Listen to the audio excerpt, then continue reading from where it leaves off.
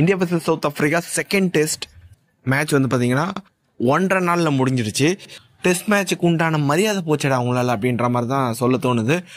ஆக்சுவலாக test match வந்து பார்த்தீங்கன்னா இந்த WTC அப்படின்றது கொண்டு வந்தது பிறகு யாருமே வந்து பார்த்தீங்கன்னா ட்ரா நோக்கி விளையாட போகிறது கிடையாது. ரிசல்ட்டுக்காக தான் விளையாட போகிறாங்க. மோஸ்ட்லி வந்து பார்த்தீங்கன்னா இப்போ நடந்துட்டு இருக்க டெஸ்ட் மேட்சஸ் ட்ரா ஆகுறது கிடையாது. ரொம்ப ரேராக தான் வந்து பார்த்தீங்கன்னா ட்ரா ஆகுது. மற்றபடி வந்து பார்த்தீங்கன்னா ரிசல்ட் தான் கிடைக்குது. ஓகே, அந்த WTC பாயிண்ட்ஸ் எடுக்கிறதுக்காக ஹோம் டீம் வந்து பார்த்தீங்கன்னா அவங்களுக்கு ஃபேவரலாக வந்து பார்த்தீங்கன்னா விக்கெட் வந்து ப்ரிப்பேர் பண்ணுறாங்க. ஓகே, அது புரியுது. ஆனால் இந்த அளவுக்கு மோசமாக வந்து பார்த்தீங்கன்னா பிச்சு ரெடி பண்ணி அவங்களே அந்த ட்ராப்பில் மாட்டிக்கிறாங்க. அதே மாதிரி ஒரு சம்பவம் தான் இப்போது செகண்ட் டெஸ்ட்டில் வந்து பார்த்தீங்கன்னா நடந்துட்டு இருக்குது. கேப்டவுனில் ஃபாஸ்ட் பவுலிங்க்கு சாதகமான ஒரு பிச்சை ரெடி பண்ணி சவுத் ஆஃப்ரிக்காவே மாட்டிக்கிறாங்க. ஏன்னா இந்தியன் டீம் கிட்டும் ஒரு நல்ல ஃபாஸ்ட் பவுலிங் யூனிட் இருக்குது. ஏன்னா தான் முகமது ஷமி இல்லைனாலும் சிராஜ், பும்ரா, அதுக்கப்புறம் வந்து பார்த்தீங்கன்னா முகேஷ் குமார் சூப்பராக போட்டார். அப்படின்ற போது 1.5 நாளில் ஒரு டெஸ்ட் மேட்ச் வந்து முடிஞ்சிருக்கு. இதுவே இந்தியாவில் நடந்திருந்தால் என்னென்ன குட்டி காரணம் போட்டிருப்பாங்க அப்படின்றது உங்களுக்கே தெரிஞ்சிருக்கும். இதுவே வந்து சேனா கண்ட்ரீஸில் நடந்தால் கண்டுக்கவே மாட்டானுங்க. இதே மாதிரி போன வருஷம் சவுத் ஆஃப்ரிக்கன் டீம் ஆஸ்திரேலியாவுக்கு போனாங்க. அங்கே இதே மாதிரி ஒரு பிச் கிரீன் ட்ராக், அதுலேயும் வந்து பார்த்திங்கன்னா அந்த ஒரு மேட்ச் 1.5 நாளில் 2 நாள்லேயும் முடிஞ்சதுன்னு நினைக்கிறேன். ஓகே, இப்போ வந்து பார்த்தீங்கன்னா இந்த டெஸ்ட் மேட்சை பொறுத்த வரைக்கும் Indian team must win game. அதை வந்து பார்த்தீங்கன்னா ஜெயிச்சு இந்த ஒரு சீரீஸை வந்து லெவல் பண்ணியிருக்காங்க. ஆக்சுவலாக டே 1 பொறுத்த வரைக்கும் இந்தியன் டீம் சவுத் ஆஃப்ரிக்கா 62க்கு 3 விக்கெட் அப்படின்ற மாதிரி இருந்தாங்க.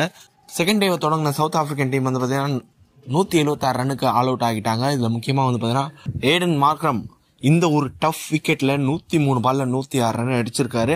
உண்மையிலே வந்து பார்த்தீங்கன்னா ஒரு டஃபஸ்ட் ஒரு விக்கெட்டில் ஒரு செஞ்சுரி அடிக்கிறது வந்து பார்த்தீங்கன்னா ஒரு மிகப்பெரிய ஒரு அச்சீவ்மெண்ட். அதை வந்து பார்த்தீங்கன்னா மார்க்ரம் சூப்பராக வந்து பார்த்தீங்கன்னா அச்சீவ் பண்ணியிருக்காரு.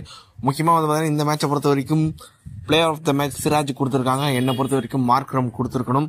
ஏன்னா பவுலிங் சாதகமான விக்கெட்டில் பவுலர்ஸ் பர்ஃபார்ம் பண்ணுறது வந்து பார்த்தீங்கன்னா அந்த அளவுக்கு கஷ்டம் கிடையாது. ஆனால் இவ்வளோ கஷ்டமான ஒரு விக்கெட்டில் ஒரு செஞ்சுரி அடிச்சிருக்காருன்னா அதுவும் 100 ரன், அதுவும் 100 ஸ்ட்ரைக் ரேட்டில் வந்து பார்த்தீங்கன்னா அடிச்சிருக்காரு ஏடன் மார்க்ரம். அப்படின்ற போது என்னை பொறுத்த வரைக்கும் பர்சனலாக மார்க்ரமுக்கு இந்த ஒரு மேன் ஆஃப் த மேட்ச் கிடச்சிருக்கணும். ஆனால் வந்து பார்த்தீங்கன்னா சிராஜ் கொடுத்துருக்காங்க. ஓகே, சிராஜும் வந்து பார்த்தீங்கன்னா ஒரு ஒத்தி பர்ஃபார்மன்ஸ் கொடுத்துருக்காரு இந்த ஒரு மேட்சை பொறுத்த வரைக்கும். ஓகே, 176 ரன்னுக்கு வந்து பார்த்தீங்கன்னா ஆல் அவுட் ஆயிட்டாங்க south African team.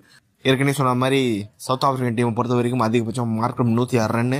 Indian team போலிங்கை பொறுத்த வரைக்கும் ஃபர்ஸ்ட் இன்னிங்ஸில் சிராஜ் 6 விக்கெட் எடுத்தால் இந்த இன்னிங்ஸில் நான் விட மாட்டேன் அப்படின்ற மாதிரி பும்ரா வந்து பார்த்தீங்கன்னா ஒரு 6 விக்கெட் எடுத்திருக்காரு. சிராஜுக்கு 1 விக்கெட், அதுக்கப்புறம் முகேஷ் குமாருக்கு 2 விக்கெட். பிரசித் கிருஷ்ணா அந்தளவுக்கு அவருக்கு வந்து பார்த்தீங்கன்னா இந்த மாதிரி ஒரு கண்டிஷன் எங்கேயுமே கிடைக்காது. ஆனால் அதுலேயும் வந்து பார்த்தீங்கன்னா ஃப்ளாப் தான் ஆயிருக்காரு. என்ன பிரச்சனை அப்படின்றது தெரியல அவரோட போலிங்கில். முகேஷ் குமார் அவருக்கு கிடைச்ச வாய்ப்பை வந்து பார்த்தீங்கன்னா பியூட்டிஃபுல்லாக யூஸ் பண்ணியிருக்காரு. 3rd சீமராக விளையாடினாரு. ஆக்சுவலாக 4th சீமராக தான் விளையாடினாரு. பிரசித் கிருஷ்ணாக்கு தான் ஃபர்ஸ்ட் இன்னிங்ஸில் 3rd சீமர் வாய்ப்பு கிடைச்சிது. ஆனால் அப்போ வந்து பார்த்தீங்கன்னா அவருக்கு ஒரு சின்ன ப்ரொமோஷன். இந்த இன்னிங்ஸில் 3rd சீமராக வந்து பார்த்தீங்கன்னா முகேஷ் குமார் விளையாடினார். அது மட்டும் இல்லாமல் வந்து பார்த்தீங்கன்னா 2 விக்கெட்டும் எடுத்திருக்காரு. ஓகே, இந்தியன் டீமை பொறுத்த வரைக்கும் செகண்ட் இன்னிங்ஸில் 80 ரன் டார்கெட் அப்படின்ற மாதிரி இருந்தது. இந்தியன் டீம் 12 ஓவர்லேயும் வந்து பார்த்தீங்கன்னா ஈஸியாக இந்த ஒரு ஸ்கோரை சேஸ் பண்ணிட்டாங்க. ஜெய்ஸ்வால் நல்லா வந்து பார்த்தீங்கன்னா ஒரு ஸ்டார்ட் கொடுத்தாரு. 28 ரன் அடிச்சிருந்தாரு. கேப்டன் ரோஹித் சர்மா 17 ரனில் வந்து பார்த்தீங்கன்னா நாட் அவுட் ஆயிருந்தார். சுப்மன் கில், அதுக்கப்புறம் விராட் கோலிலாம் வந்து பார்த்தீங்கன்னா அடிக்க போய் அவுட் ஆயிட்டாங்க. சுப்மன் கில் ஒரு 10 ரன், விராட் கோலி ஒரு 12 ரன், ஸ்ரேயஸ் ஐயர் வந்து பார்த்தீங்கன்னா மேட்சை வந்து ஒரு 4 அடித்து ஃபினிஷ் பண்ணி கொடுத்துருக்காரு. செகண்ட் இன்னிங்ஸை பொறுத்த வரைக்கும் சவுத் ஆஃப்ரிக்கா பவுலிங்கில் அவங்க யூஸ் பண்ண 3 ஃபாஸ்ட் பவுலர்ஸ்க்கும் ஒரு விக்கெட் கிடச்சிது. Kagiso Rabada, Nandre Burger, Marco Jansen அவங்க 3 பேருக்குமே வந்து பார்த்தீங்கன்னா ஒரு விக்கெட் கிடச்சிது. ஓவரால் இந்த டெஸ்ட் மேட்சை பொறுத்த வரைக்கும் ஒரு இந்தியன் டீமை பொறுத்த வரைக்கும் நல்ல ஒரு மேட்சாக இருந்தது. ஆனால் வந்து பார்த்தீங்கன்னா ஒரு டெஸ்ட் கிரிக்கெட்டை பொறுத்த வரைக்கும் அந்தளவுக்கு ஒரு ஒர்த்தி விக்கெட், அதாவது ஒரு ஒர்த்தி பிச் அப்படின்ற மாதிரி சொல்ல மாட்டேன். ஃபஸ்ட்டு ஒரு 2 டேஸ் வந்து பார்த்தீங்கன்னா கொஞ்சம் பேட்டிங் சாதகமாக இருந்தால் தான் வந்து பார்த்தீங்கன்னா நல்லாயிருக்கும். ஆனால் வந்து பார்த்தீங்கன்னா ரிசல்ட்டுக்காக ஆசைப்பட்டு இப்போ சவுத் ஆஃப்ரிக்காவே அந்த ஒரு ட்ராப்பில் மாட்டிக்கிட்டாங்க.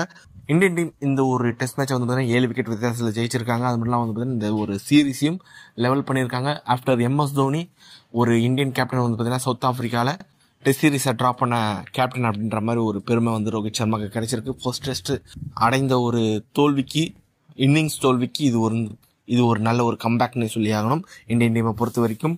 அடுத்து வந்து பார்த்தீங்கன்னா இந்தியன் டீம் ஆப்கானிஸ்தான் அகைன்ஸ்டாக ஒரு T20 சீரீஸ் இருக்குது. அந்த சீரீஸில் யார் விளையாட போகிறாங்க அப்படின்றது ஐடியா கிடையாது. ஏன்னா விராட் கோலி, ரோஹித் சர்மாலாம் கம்பேக் கொடுப்பாங்களா அப்படின்றதும் தெரியல.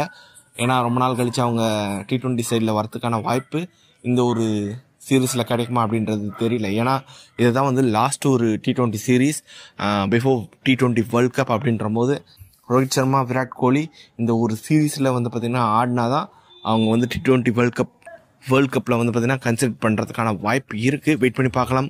உங்களை பொறுத்த வரைக்கும் இந்த ஒரு டெஸ்ட் சீரிஸ் எந்த அளவுக்கு இன்ட்ரெஸ்டிங்காக இருந்தது அப்படின்றது வந்து கமெண்ட் பாக்ஸில் டைப் பண்ணுங்கள். இந்த வீடியோ பிடிச்சிருந்தா லைக் பண்ணுங்கள், ஷேர் பண்ணுங்கள். நம்ம சேனலை மறக்காமல் சப்ஸ்கிரைப் பண்ணி வச்சுக்கோங்க.